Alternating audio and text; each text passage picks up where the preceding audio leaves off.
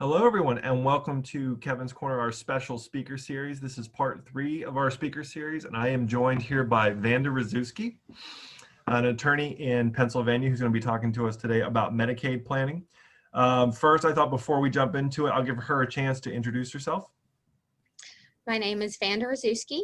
I focus on estate planning and estate administration and nonprofits. I have offices in Greensburg and Pittsburgh, Pennsylvania. And I know I always say this for all the listeners, but it's an important one today, as a topic I'll explain, this is purely for educational purposes. This is not for specific legal advice for anyone, so you should seek a competent attorney's advice, such as ourselves, for any questions you'd have in this. That is especially true with today's topic. Today we're going to be talking about Medicaid planning and how to prepare for Medicaid and long-term care needs. And that is something that's very state specific. So what works in Pennsylvania does not necessarily work in Texas. But today is a good topic to think about the kinds of planning you should be doing no matter where you are. Okay. So with that, I thought, Vanna, why don't you just kind of explain to us first, basically, what is Medicaid planning, or like who should care about a topic like this today? So while all people 65 or older will be dealing with Medicare, not everybody realizes Medicaid is an important thing to consider.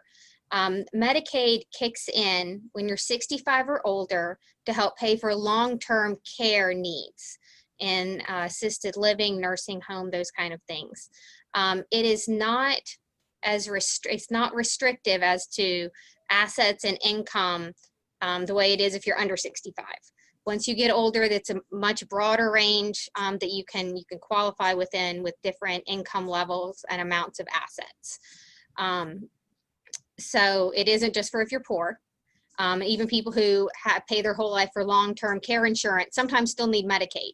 So really, everyone should be planning and learning about Medicaid and what it will mean and how they need to be prepared for when they get older. I think anyone who's ever watched a Kevin's Corner on an elder law topic knows I agree with that point.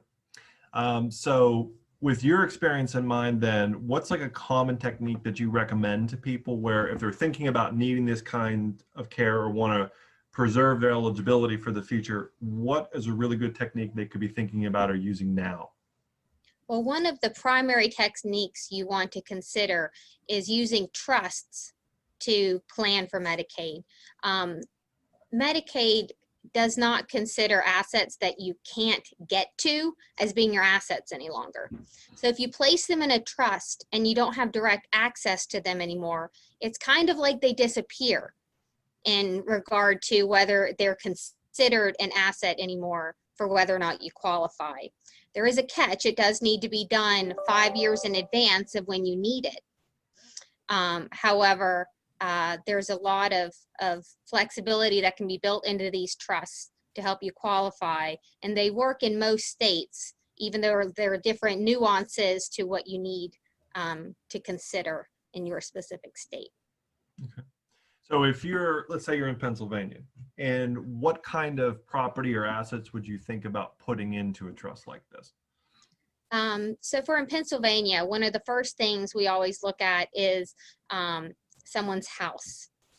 When someone often this is one of their biggest assets, and you want to leave things to your children, Medicaid will exempt it while you're alive, but once you pass away, they can put a lien on the house and pretty much take it from your heirs.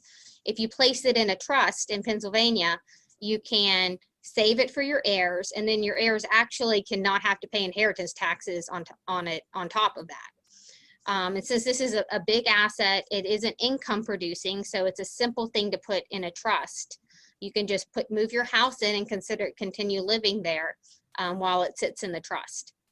Right. So that's probably the first thing we look at that doesn't have a big impact on people's lives. That can go a really long way when they're planning.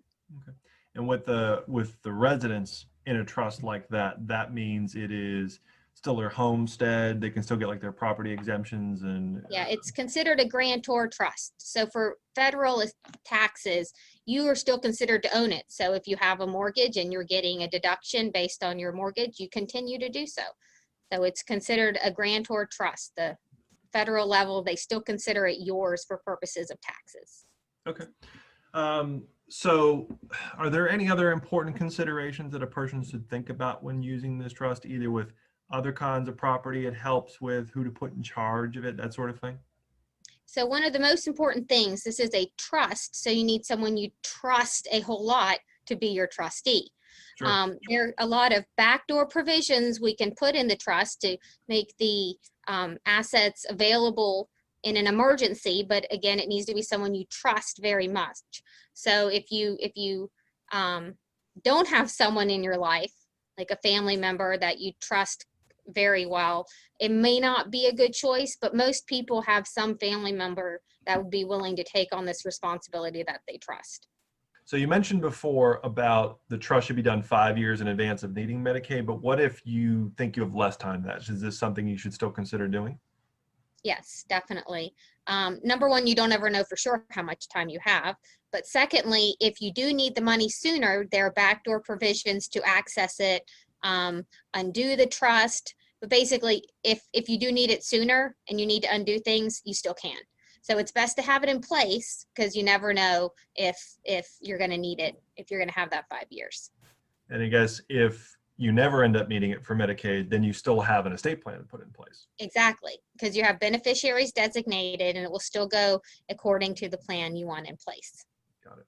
So if I'm trying to think of when I should first consider using a trust like this, what age should I start thinking about something like that? I think 55 is a good age to start thinking about it. You never know when things are going to start going downhill. And, you know, I've had quite a few clients that it would have benefited them to get it in place at 55. So that's a safe age. And your kids are usually grown up by then and your mortgage is paid off. So it's a good time to get that in place. Okay. Well, excellent. Thank you very much. Do you have any final thoughts, any other points you'd like to make for the listeners? Just and if you have a large cash life insurance policy, that you may want to consider putting that in the trust as well. That's another item that may be useful to put into the trust. But yeah, other than that, I think we covered the basics. Excellent. Well, then, thank you very much, Vanda, for joining us for Kevin's Corner Special Speaker Series.